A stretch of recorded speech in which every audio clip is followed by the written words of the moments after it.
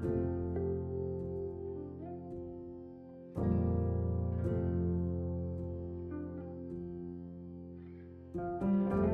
I'm Jen Stone. I'm the school social worker, and I also run an allied arts called Healthy Living, where we work on mindfulness and sustainability through gardening. I'm Tammy Deering. I teach grade 4. For the last few years, I've been trying to implement some outdoor nature ed-based curriculums. And so when the REV grant opportunity came up, Sarah and I had conversation, and Jen jumped on board, and we had great support from administration, and here we are. I'm Rob Taylor. I'm a high school environmental science teacher, and I've kind of been giving technical support to the whole process. Sarah Dyer, 4th grade teacher, part of the RREV Project team, and also work on implementing nature education in the school.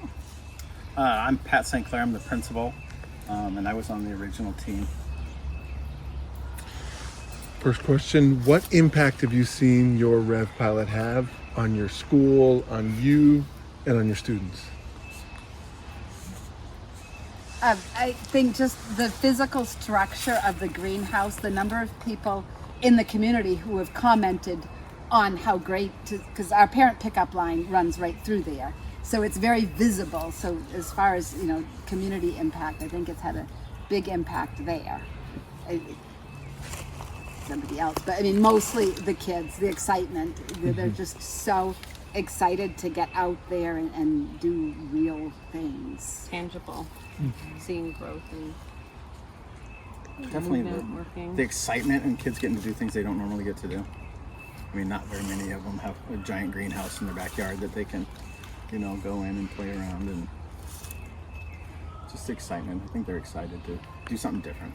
Well, I think for me, seeing the kids who maybe have a little bit more experience with being outdoors and exploring the outdoors and the natural world, being mentors to some of the kids who are maybe a little more reluctant to participate or are nervous or scared. So seeing them take a leadership role with their peers has been really exciting. And not always the kids that are the leaders. Right.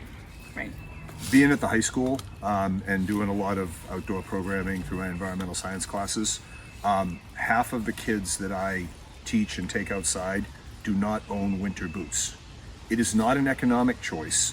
It is literally the school bus picks them up in the morning right outside their door. They wear shorts to school in February. They come to the school, they do the day, they get back on the bus, it drops them off at the front door. They have no reason to own boots. So I'm hoping that with this kind of programming at the elementary school, eventually when these kids get to the high school, this will become part of their lives. Being outdoors and seeing all the beauty that Maine has to offer will become much more substantial for them. Speaking of boots, we had received a grant a couple of years ago for boots. We have big totes of bog boots. And this year I had a kid ask me, could they bring boots home for vacation? So just, Just because we live in Maine doesn't mean kids get all these outdoor experiences. I'm going to say the majority don't. And so it's really important we do this in schools. We hear that so often. Well, and that's why we added the snowshoes too, because we've done the winter kids, and the number of kids that said that they'd never been snowshoeing or really outside, and be able to use the snowshoes and go on these trails in the winter so they can see the difference between winter and spring and fall and summer. not even the same, not nature, but the sleds. They sled at recess. We have big bankings, and they're able to just use, and many of them, the only place they go sledding is the playground at school. Yeah, and just the love for our planet and to take care of our planet. And it's a gift to us that we need to care for as we get older and move on and get outside more to realize we have this here. Yeah. What did learning outside look like when you were in elementary school? I got to jump on first. Come on in. I had Mr. Bourget in the 6th grade. And Mr. Bourget was this little French guy about this tall. And I was this tall in 6th grade. And he took us outside and we did a unit on kind of early man. And we built survival shelters in the woods, in the woods right up behind our school. And I just thought that was the most amazing thing that I ever did in school. And so, Mr. Bourget, I took a lot from that, and I tried to live up to the example that man set for me in elementary school. Cool. That's awesome. Thank you. For me, I would have been one of those behavior kids in the classroom that the teachers would have said, sit still, pay attention. And if I had the opportunity to go outside and move, and I'm more of a kinesthetic, hands-on learner, and to even to weed or to put my brain into work while I listen to the teacher read or something. So I work with those kids as a social worker and hope to give them an opportunity to reach their full potential, not just sitting still, having the linguistic learning that most education provides today. Did you get those opportunities in elementary school? No, I, just recess. other than recess and field trips, I don't recall a time prior to middle or high school being outdoors other than recess. Except at home. I couldn't wait to get. Yeah. I mean, I was the outdoor girl. I mean, that's why we're all here, right? We were, You needed Mr. Bourget? yes, I needed That's Mr. solid. Borshat. I had very lucky to wonderful have him. teachers, but they didn't take me out. He was the only one. Yeah. Yeah, no, my memories are all from middle or high, not necessarily elementary, and I don't know if that speaks to kind of a long-standing concern about safety of younger children, but yeah, it's all from older ages. Yeah. How about yourself? I don't remember. I mean, I grew up out west, and I mean, the only thing I remember is going to my second grade teacher's house to make cookies because we were doing fractions. But that wasn't outdoor, and we lived just a couple houses from the school. But other than that, I don't remember us doing much outdoors. Yeah. You only got an eighth of a cookie. You get a 16th. That's I not the get a fraction you want. Yeah. That's the I'll only make thing I you remember, like appreciate. leaving school, other than like field trips. Yeah. You know, but Cool. That's where half is so much better. You know? What advice would you give teachers, administrators, schools if they wanted to support outdoor learning at their school and do similar things to what you're doing here? What advice would you give them? just do it. I say just do it. Start small. Yeah.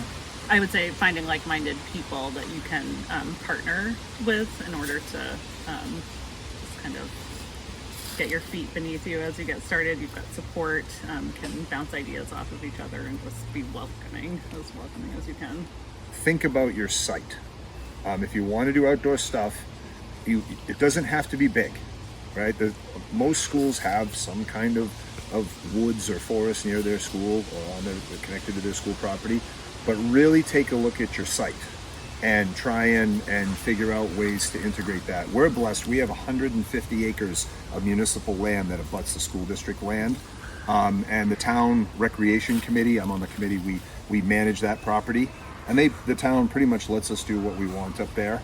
But one thing is, what I'm really excited about with this project is we're doing things very close to the school campus. It's very, very difficult if you have something that's a half mile to a mile away to get there, do something constructive and get back. Doing something near your school is super, super helpful. You'll use it so much more. It's like joining a gym. If the gym is 3 towns away, you're not going there to work out. If it's down the street from your house, you're going to work out. And it's the same thing with an outdoor setting. The closer you are to your school, the more access you're going to get, the more you're going to do. And I think the effort that goes into your planning or getting prepared for the outside class would reap many benefits. And we started here really small. I don't know, Pat, was that 6 or 7 years ago? Probably. One of the former 4th grade teachers and I had gone to a mini presentation on a school in Mexico that did an outdoor learning program, and they were like, let's just do it. I mean, it was just the 2 of us, and we started taking our kids out, and I just remember it was the very first day, and one of our an older lady who was our math ed tech, she's like, well, it's gonna rain, like what's gonna happen if it rains when you're supposed to go out? And we both are like, they're gonna get wet. And it just was so foreign that he would go out when it rains. And they love it. Integrate, They do. integrate. So the things that you're doing outside, integrate that into what you're doing inside. A perfect example were these, I call them boggy walk bridges that we built. My high school students did a lot of work with this. I teach a class on engineering and energy resources. We did a little mini unit on bridge building. We built toothpick truss bridges. We learned all the engineering behind that. And then we came out here and started working on these bridges. And now the kids actually have a connection between the thing we're doing outside and the thing we're doing inside. And so all those connections are really important. So don't make it something after school. Don't make it something that's in addition. Make it part of what you're doing. Integrate it. It's the only way it'll be successful. One of the big problems that we have in education as a whole is we have a system designed where somebody leaves in June and then there is a guaranteed 2.5 month window before that person's replacement comes in. No other organization in the world functions like that. Companies bring in replacements to be trained by the person that's retiring or they're replacing, right? So we have to find some ways to train others to do the things that we're doing, and we have to become mentors. And so I'm in hopes that process will be a successful one. And when I live here in town, so when I come here for a visit or maybe volunteer for the school or something, I'm hoping that all this stuff is still going to be going strong. And I would hope too, Rob, that you or your replacement, because who knows, you could still be here in 10 years, are going to be noticing more and more of a difference with the kids and their comfort. I mean, because by now you have kids who, at least half of them, have experienced our nature program at 4th grade, so they at least had a basis. Yeah.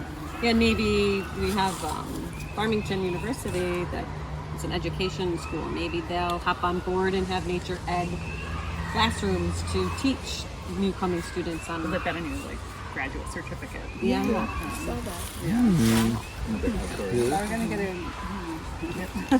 No, I got 5 years left. I think I'd like to see the programming spread down to the primary school, which is across the river, with pre-K through 2, just kind of starting this kind of education there and seeing it carry up through.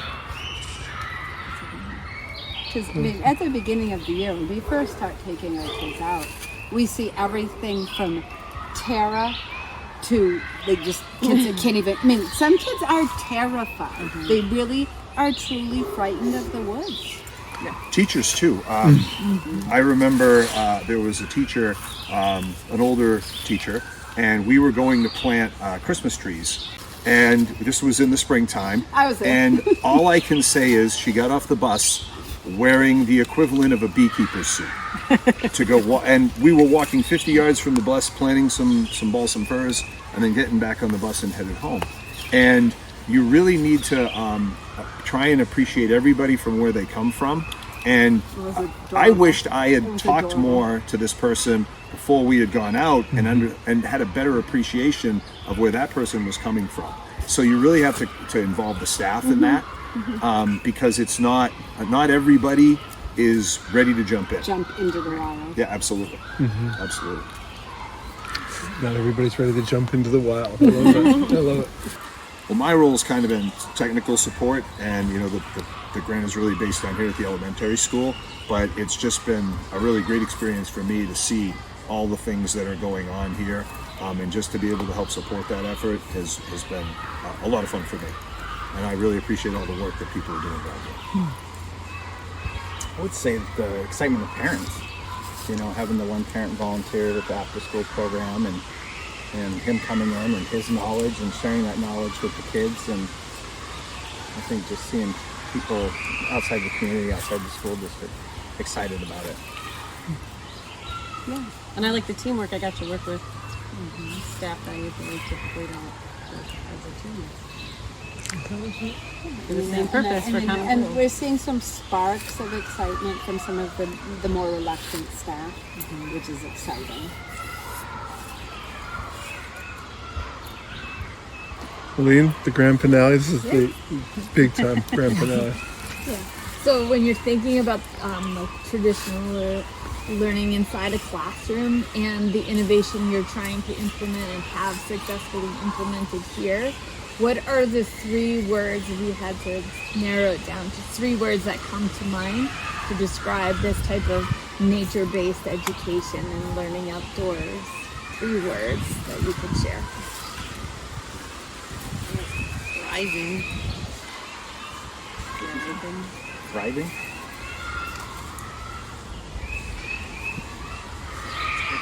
And it doesn't have to be 3 total, it can be 3 each. And 3, Yeah.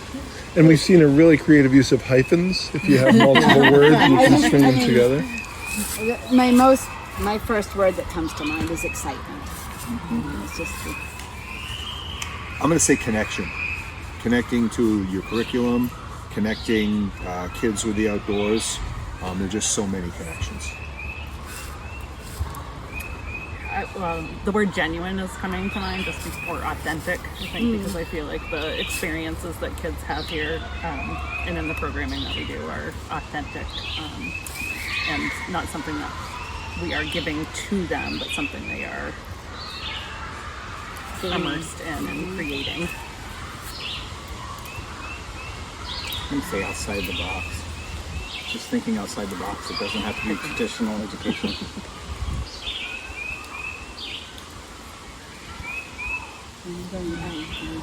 like you're doing one phrase, I'm back into the wild, right? Yeah. And it's just We can hear it. Yeah. Yeah. yeah.